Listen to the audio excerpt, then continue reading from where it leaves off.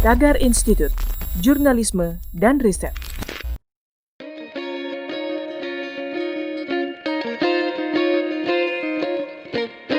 Halo Tagarians, para penonton Tagar TV dan juga pembaca Tagar ID, terima kasih Anda tetap setia di YouTube channel Tagar TV. Hari ini saya, Kori Olivia, ingin membacakan ulasan pilihan redaktur Tagar tentang miliarder asal Cina, Jack Ma. Pendiri perusahaan e-commerce Alibaba, Jack Ma, dilaporkan hilang selama lebih dari 2 bulan setelah melontarkan kritik tajam terhadap kebijakan sistem keuangan di pemerintahan Presiden Cina Xi Jinping lewat pidato kontroversialnya pada Oktober 2020 lalu.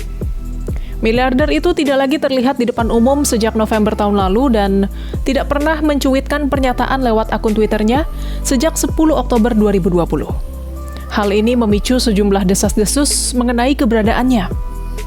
Laman Reuters mencatat, Jack Ma terakhir kali muncul di publik saat memberikan pidato di sebuah forum pada Oktober tahun lalu.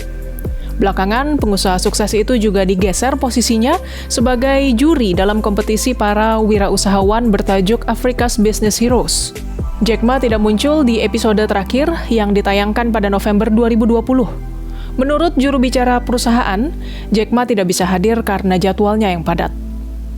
Africa's Business Heroes adalah ajang yang memberikan kesempatan bagi para pengusaha pemula di Afrika untuk bersaing memenangkan hadiah uang tunai senilai $1,5 juta Amerika.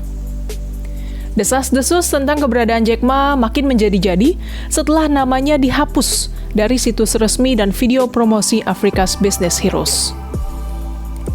Teka-teki seputar menghilangnya Jack Ma kian mengemuka saat otoritas Cina meningkatkan pengawasan terhadap kerajaan bisnis miliknya termasuk afiliasi Alibaba Ant Group sesaat setelah pidato berisi kritik tersebut disampaikan.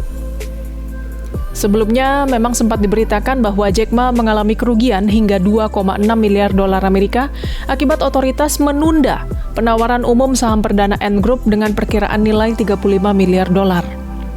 Keputusan otoritas itu tentu saja mengejutkan karena diumumkan hanya beberapa hari sebelum raksasa fintech Tiongkok itu dijadwalkan go public.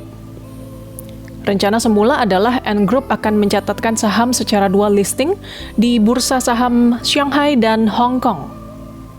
Seperti diberitakan dari Forbes, perubahan regulasi di pasar modal itu terjadi setelah Jack Ma dan eksekutif senior dipanggil dalam pertemuan bersama dengan 4 regulator keuangan. Aturan tersebut membuat Bursa Efek Shanghai memutuskan menunda IPO yang sangat dinanti-nantikan kalangan investor. Pada hari yang sama, Jack Ma dipanggil untuk bertemu dengan regulator. Pemerintah Tiongkok merilis serangkaian rancangan aturan yang menargetkan perusahaan pemberi pinjaman mikro online menetapkan batasan jumlah yang dapat dipinjam individu dan juga mengharuskan operator platform seperti Ant Group untuk mendanai setidaknya 30% dari pinjaman yang mereka berikan dan memfasilitasi atas nama bank.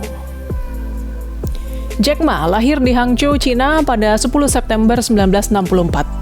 Menurut catatan majalah Forbes, Jack Ma memiliki harta kekayaan senilai 570 triliun rupiah dan menjadi orang terkaya ketiga di Tiongkok.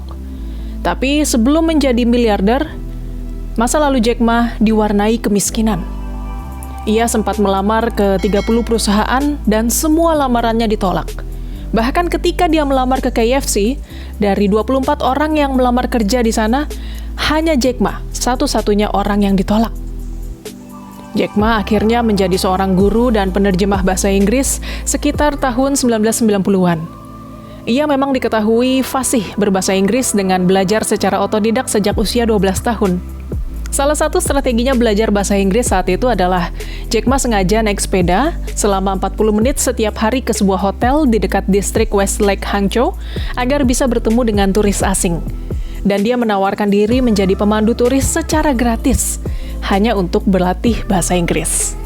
Selain itu, Jack Ma juga sengaja membeli radio sehingga bisa mendengarkan siaran dalam bahasa Inggris. Jack Ma pertama kali menggunakan internet pada tahun 1995. Saat dia mencari kata Cina, dia tidak menemukan hasil pencariannya. Karena penasaran, Jack Ma dan temannya menciptakan website untuk jasa terjemahan bahasa Cina. Dan hanya dalam beberapa jam, ia menerima banyak email yang cukup membantunya membangun situs tersebut. Jack Ma kemudian terinspirasi mendirikan Alibaba Group pada tahun 1999 bersama 17 rekannya.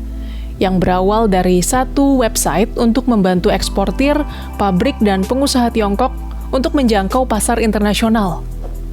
Pada Oktober 1999, Alibaba mendapatkan dana modal Ventura sebesar 5 juta dolar Amerika dari konsorsium investor.